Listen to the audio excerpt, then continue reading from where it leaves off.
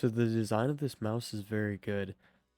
It's definitely meant for more palm gripping and not so much claw gripping. There are much better mice for claw gripping, like my 703, the G703, or something small like the Razer Viper Mini. It is really comfortable for long gaming sessions, given the little thumb pad on the left side of the mouse.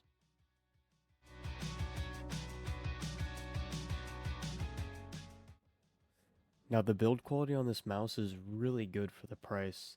There's no creaking or squeaking or flexing at all when you squeeze the mouse really hard.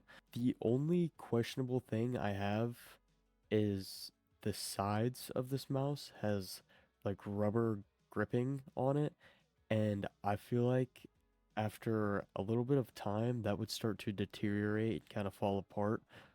It did on my G703 after using it for about 4 years. So that's the main thing I would be worried about.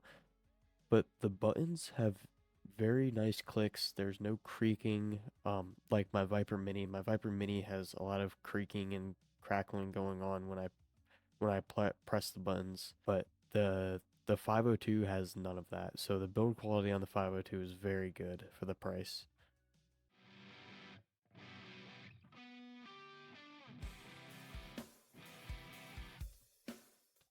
Now the glide on this mouse is fairly decent. I think it could be a lot better if the mouse was lighter, but sometimes the heavier mouse kind of helps with jitter clicking so you're not shaking all over the place like you would be with a super light mouse, especially if you're first starting to learn how to jitter click. For any other FPS games where you're not holding the mouse really weird trying to, for example, jitter click like in Minecraft, then I don't think this is a very good mouse for FPS games. Not to mention the weight.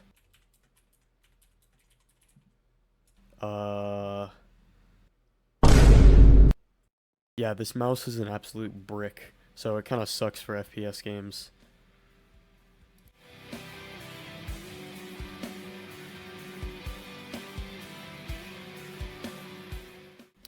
Now, the feet on this mouse are nothing crazy, it's just like any other feet on any other gaming mouse. Now, the cable on the G502, I'm not gonna lie, it's complete buns. It's a it's a rubber cable, and it kind of just drags and catches on literally anything on your desk, which is super annoying to deal with. The sensor on this mouse, it comes with a very good sensor. It's the same sensor that's put on the G Pro and other high-end Logitech mice like my G703. There's no skips, it's not laggy or buggy, it's a really solid sensor, so you don't have to worry about that.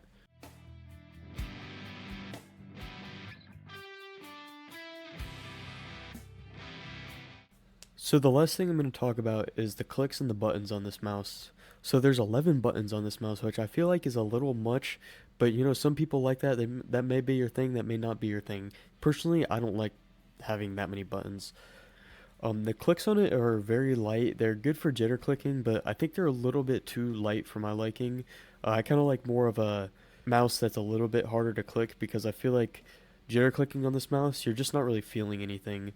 I think it'd be good if you want to learn how to jitter click. This may just be me, but I don't like having the super light clicks. The best clicking method for this mouse is by far jitter clicking. It would be good for drag clicking, but the mouse does not double click as Logitech sets its software to 10 millisecond debounce time, and this mouse is horrible for butterfly clicking because of how skinny the mouse buttons are.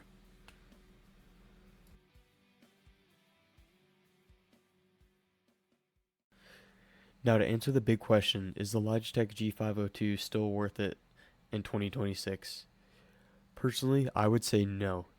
I think there's many new mice that you can get for a very similar price that can do a lot of things a lot better, and one that has many more features than the G502 has.